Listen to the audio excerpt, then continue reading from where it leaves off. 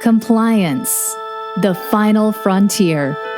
Tom Fox is the voyager of trekking through compliance. His mission?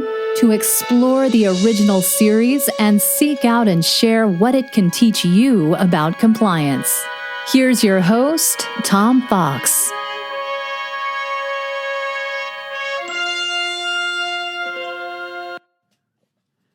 Episode 17, The Squire of Gothos, Start 8, 2124.5. 8 days away from Colony Beta 6 on a supply delivering mission, the Enterprise encounters an unknown planet in Quadrant 904. Sulu and Kirk then vanish from the bridge and are presumed to have been transported to the planet. However, geophysicist Carl Jaeger reports that the planet has no soil or vegetation, but does possess an extremely hot and toxic atmosphere. The Enterprise then receives a message greetings and felicitations, followed by hip hip hooray tally ho. McCoy, Navigator Dasal, and Jaeger beam down to find Sulu and Kirk, only to find that the planet's surface is lush and the atmosphere breathable. However, their communicators are inoperable. They discover a castle and are introduced to its occupant, the playful harpsichord-playing alien calling himself General Trelane, retired. Trelane amuses himself using machines with the ability to transform energy and matter, and has been making a study of Earth and believes it to be as it was 900 years previously, the light travel time from his planet to Earth, that's light speed. Trelane insists they all stay, but Kirk and Dasal tried to stun him with a phaser. Trelane confiscates the phaser and amuses himself by vaporizing his statuaries. Bones' tricorder fails to register Trelane at all, and Jaeger notices that the fire is giving off no heat. Spock is able to beam them aboard the Enterprise by beaming up every life form in the area. Trelane is upset by this and puts an appearance on the bridge in, and quickly brings the landing party back to Gothos, this time including Spock, Uhura, and Yeoman Teresa Ross. Spock tells Trelane, I object to you, I object to intellect without discipline, I object to power without constructive purpose. Kirk notices that Trelane never strays far from a mirror and guesses the mirror hides the source of Trelane's power. Kirk therefore challenges Trelane to a duel, giving the impression that he is offended by Trelane's attentions to Yeoman Ross. He instead, however, uses the opportunity to destroy the mirror. Kirk's supposition is proved correct, and the landing party once again escapes to the Enterprise. However, as the Enterprise attempts to warp away, Gothos keeps appearing directly in its path. Kirk is forced to re-enter orbit and beams down to have it out with the Squire directly.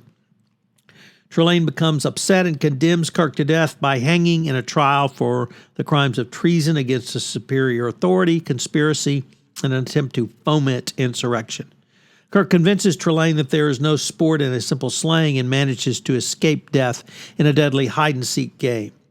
In return, Trelane agrees to let the Enterprise go. Unfortunately, Trelane welches on his promise when Kirk wins the game and refuses to release the Enterprise. However, the wayward Trelane is finally taken away by his green energy form parents to be disciplined, and the Enterprise is released. So, what was some of the fun facts from this episode? Well, Trelane's words upon meeting Yeoman Ross were, quote, "Is this the face that launched 1,000 ships and burnt the topless towers of Ilium? Fair Helen, make me immortal with a kiss." Actually come from Christopher Marlowe's 17th century play, Dr. Faustus. So once again, a classical reference in Trek. They're filled throughout this, and it's something that makes, I think, Star Trek, the original series, quite a bit of fun. So what are some of the compliance takeaways from this episode? Well, should you make of something when the basic facts are so wrong? And I don't mean here the Trump administration's alternative facts, and certainly not the lies of the Trump administration. But what happens when the facts are really so antithetical to known science? So, for instance, Trelane has failed to keep abreast of, or at least take account of, the distance from his home planet to Earth, and has failed to shift the time, the 900 light years. So he does not believe that the planet Earth populace that he is observing has the ability of star travel. Now, he offhandedly says, no matter you're here, I will deal with you as you are. But what do you do when the facts are so antithetical to sort of a known reality? And as a compliance officer, how do you account for this? Well, I think you account for this is you have to ground your decisions really in a demonstrable set of data that can be not only tested but verified. So trust but verify is a part of every compliance program, but also test but verify. Next up, Spock particularly is upset with or thinks poorly of Trelane because of Trelane's not having a constructive purpose. He objects to intellect without discipline. So what do you do when the sales force, it becomes too easy for them? Why is it too easy? How is it too easy? If someone continually is your top salesman, is it because they are literally the best salesman in your organization? Should they be the best salesman every year? Is that something you need to consider doing some additional risk management techniques? And finally, I was very struck by Trelane as the head of this planet, having his own planet, and he was described in many ways as a very spoiled child. And here I would like you to consider, how much power do country managers have outside of the United States? Are your internal controls as robust outside of the United States as they are inside of the United States? This is a continual tension, but country managers very often are like the captains of the ship, or here like Trelane on his planet, and they have the ability literally of life or death for those who work under them.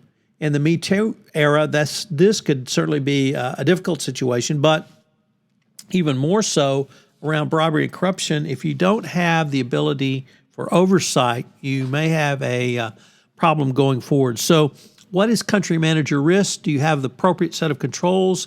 And do you have oversight over your country manager going forward?